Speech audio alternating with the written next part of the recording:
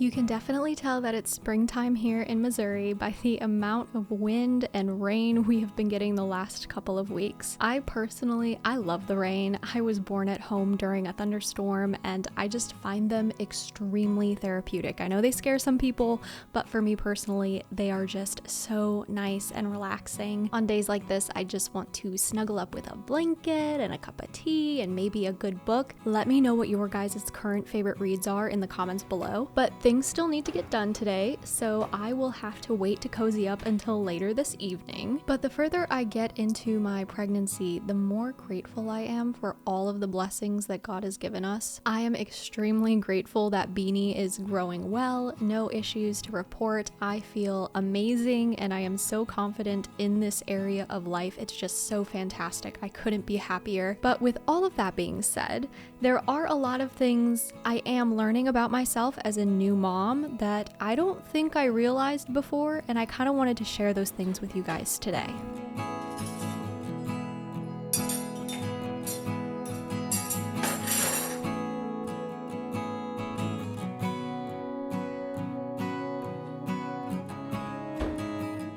One thing I'm learning about myself is that I struggle to say no.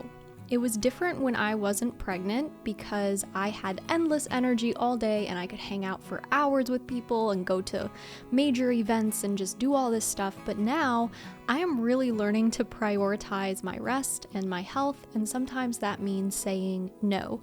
Within reason, of course. I do think that some of us have a tendency to isolate and will use almost anything we can as an excuse to stay isolated, and that just isn't healthy. For me right now, this is more of finding a good balance between what I know I can do and what I know I cannot do. I'm basically learning my limits and saying no when it actually matters now, instead of just suffering through the exhaustion or the discomfort because I didn't know how to say no to something. Is it easy? No, because you know what? I have been a people pleaser for most of my life, so saying no almost feels like being chased by a lion. But once I realized that the people I've surrounded myself with are good people, they're really understanding, and they will my good, it just becomes a lot easier for me to voice my needs while still being able to come out of myself for others too.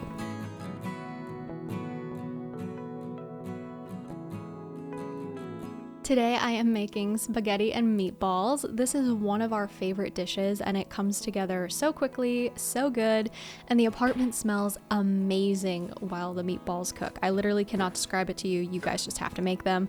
I will put the recipe in the description below, but I'm putting the celery into my scrap bag, so whenever I chop an onion or any kind of soup vegetable, I put any scraps from that vegetable, so carrot tops or onion skins, etc., into the bag so then I can make broth later. I literally just stick it in the freezer until it's full and I'm ready to use it. It's just such a cost-effective way to make broth and to get the most out of your vegetables.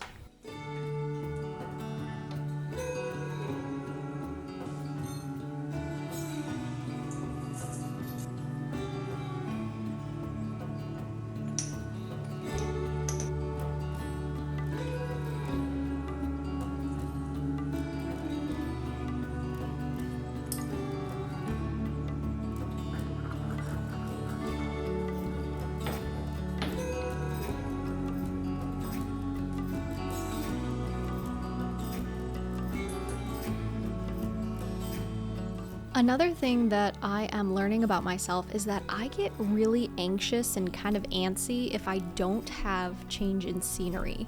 This is something I sort of always struggled with, and I knew I kind of always struggled with, but I think it became a lot more prevalent once I got pregnant, and I constantly had these urges to escape or get out of our apartment. Now, to be clear, our apartment is wonderful. I have no issues with it in principle, but I just need a change of scenery sometimes. I need to go for a walk. I need to go for a drive. I need to sit at a park or something. I need to go thrifting. Just something to get out of the apartment so I don't go stir crazy. Now, I would say we're usually pretty good about going for evening walks, which is super helpful. But even then, sometimes that routine gets old and I kind of need to switch it up. So now that it's warmer in Missouri, it is a lot easier to get out and hike. So that is something something my husband and I plan on doing a lot more of over the weekends to kind of just help us both mentally, because I do think my husband also kind of struggles with the same old routine making him antsy. It just kind of helps to have that change in pace and to just get outside.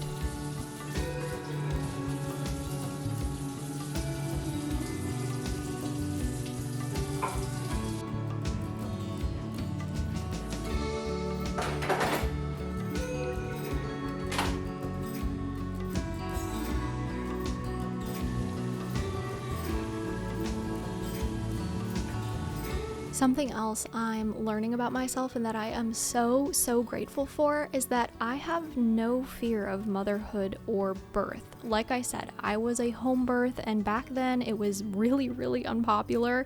Now it's become a little bit more mainstream. More people have been doing it. But I was surrounded by moms that breastfed and did home births and had just such a strong connection to their babies, and that always stuck with me and has always inspired me. I just don't really know how to explain it, except I grew up with tons of confidence in my ability to be a mom one day and to be able to bear children and all of that. And I had this at like the age of 8. It was crazy. I definitely lost some of that confidence when I was dating the wrong guys in high school and a little bit into my 20s. But once Max and I started dating, I knew Max was the one. And we would talk endlessly about homeschooling our future kids, how we wanted the births to be, and how important it was to me to be able to have a home birth and to breastfeed and be a stay-at-home mom. So yes, many of you guys have asked me, Beanie will be a home birth. I am working with a midwife, and luckily my godmother is basically my doula. She is amazing. She has this online breastfeeding course, and it's just been so informative and so helpful for me. And I go to her with all of my questions, and we have these really wonderful long conversations about all of this stuff. I truly am just so excited to have this experience, and I think society and media and many other places and things and people have caused us to fear motherhood and to fear birth. And obviously there are special situations, okay? And that's why we have NICUs and we have doctors who specialize in those situations.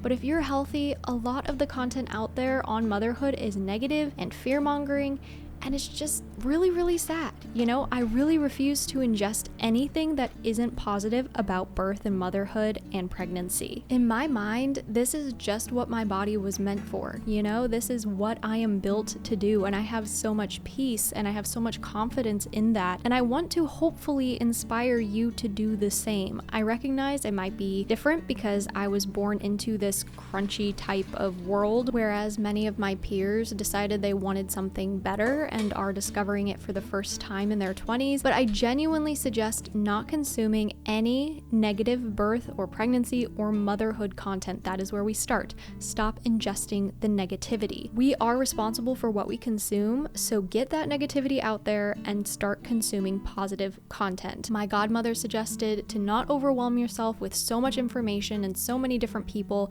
Just stick with 3 to 4 good books and 2 to 3 trusted people / sources. So maybe that's your midwife, a friend, a social media person you trust, etc.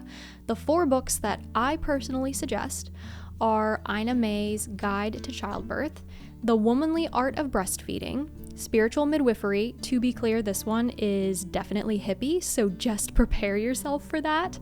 Take the good, leave the rest, but the stories are so inspiring. I love this book. And then the last book I suggest is Faith-Filled Childbirth, A Christian Approach to Hypnobirthing. I will make sure that I link all of these below for you guys. But yeah, those are some things that I am learning about myself as a new mom, and I hope you guys enjoyed. Don't forget to check out my affiliates, which I have linked below in the description for you, and I will talk to you guys in the next video. Bye!